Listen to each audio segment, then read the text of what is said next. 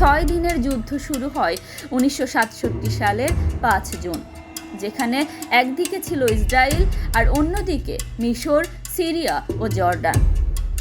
Israel প্রথমে আক্রমণ করে এবং কৌশলী বিমান হামলায় প্রতিপক্ষের অনেক বিমান ধ্বংস করে ফেলে।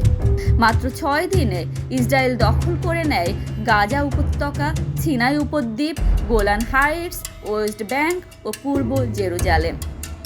এই দখলদারির মাধ্যমে ইসরায়েল ঐতিহাসিক জেরুজালেমের পূর্ব অংশ নিজের দখলে নেয়, যেটা মুসলিম, ইহুদি ও খ্রিস্টানদের জন্য পবিত্র এক শহর। ফিলিস্তিনিদের জন্য এর মানে ছিল ওয়েস্ট ব্যাংক ও গাজা এখন সরাসরি ইসরায়েলের সেনা নিয়ন্ত্রণে। বাড়ি, জমি এবং জীবন হারানোর ভয়, রাস্তার চেকপয়েন্টে বন্দুকধারী সেনা ও স্বাধীন চলাফেরার অবসান।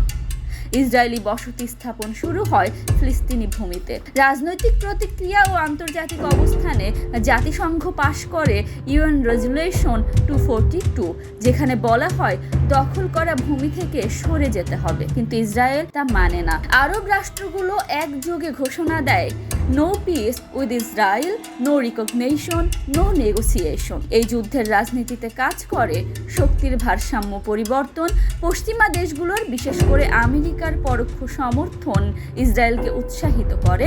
ফিলিস্তিনিরা বোঝে রাষ্ট্রীয় সহযোগিতা নয়, নিজেদের জন্য নিজেদেরকেই লড়তে হবে।